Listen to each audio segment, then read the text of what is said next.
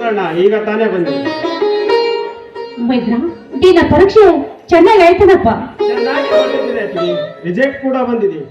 ಹಾಗಾದ್ರೆ ಸಂಪತ್, ಈ ಸಲ ನಿನ್ನ ರಿಜಲ್ಟ್ ಏನಾಯಿತು?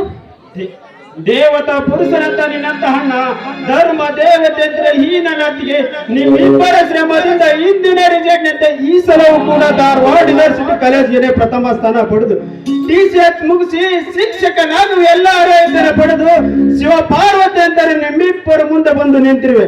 ಆಶೀರ್ವಾದ ಸತ್ತಿಗೆ.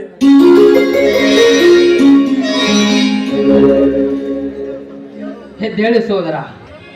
ಬಡ ಕುಟುಂಬದಲ್ಲಿ ಜನಿಸಿದ ಕುಮಾರ ನೀನಾದರೆ ಕುಬೇರನಾಗುವ ಕಾಲ ಬಂದಿದೆ. ಕುಬೇರನಾಗಬೇಕ ದುರಾಲೋಚನೆ ನನಗಿಲ್ಲಣ್ಣ.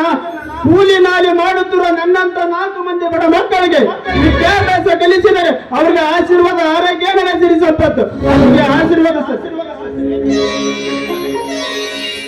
ಎದ್ರು ಬಿದ್ರ ನೀ ಆಡು ಒಂದೊಂದು ನುಡಿ ಕೇಳ್ತಾ ಇದ್ರೆ ನೀನು ಓದಿಸಿಕೋ ನನ್ನ ಜನ್ಮ ಸಾರ್ಥಕವಾಯಿತು. ಹಿರಲೆ ಅತ್ತಿಗೆ, ಹಿಂದೆಕ್ಕೂ ಅಣ್ಣನ ಮುಖ ಕಂದಿ ಕಪ್ಪಾಗಿದೆ. ಯಾಕಣ್ಣ ಮೈ ಬಿಸಿರಿಲ್ಲವೇ? ಏನಿಲ್ಲ ಸಂಪಾದ, ಹೊಲದಲ್ಲಿ ಸ್ವಲ್ಪ ಬಿಸಿಲಿನಲ್ಲಿ ಕೆಲಸ ಮಾಡಿ ಬಂದಿರಲಿಲ್ಲ, ಅದಕ್ಕೆ ಸ್ವಲ್ಪ ಮುಖ ಸಪ್ಪಗಾಗಿದೆ ಅಷ್ಟೇ. ಹಿರಲೆ ಈಗೋ ಹಾಗಾದ್ರೆ ಸೇಡಿಗಾಗಿ ಸಿಡಿದ ಶಿವನಾಗ ಇಲ್ಲಿ ಒಕ್ಕ ಪುಂಡ ಹುಲಿ ಹುಡುಗ ಕುಂಕುಮ ಈ ನಾಟಕದ ನಾಯಕನ ನನ್ನ ಜಮದಗ್ನಿ ಎಲ್ಲಣ್ಣ ಎಲ್ಲಿ?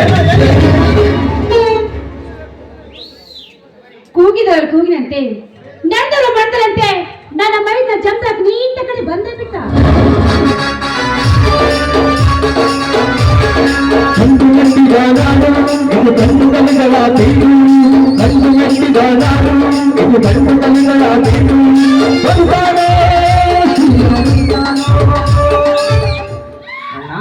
ಹತ್ತಿಗೆ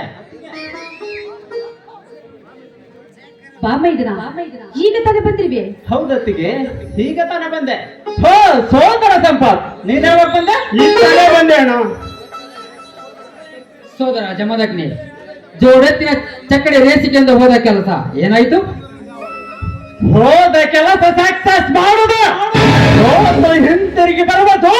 ಈ ವೀರ ಕೇಸರಿ ಜಮದಗ್ನಿಯ ಜಾಳ್ಮಾನವೆಲ್ಲ ಬಂದಿಲ್ಲ, ಬರುವುದಿಲ್ಲ.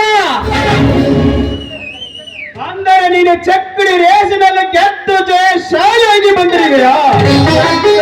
ಶಾಲೆಯಾಗಿ ಬರುವುದರೊಳಗೆ ಸಂದೇಹವಿಲ್ಲ ಸೋದರ.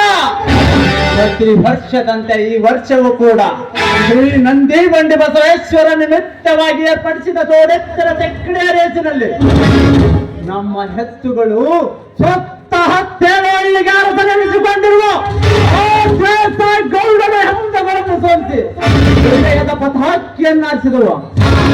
ಹಣ ಹತ್ತಿಗೆ ನನಗೆ ಆಶೀರ್ವಾದ ಮಾಡಿ.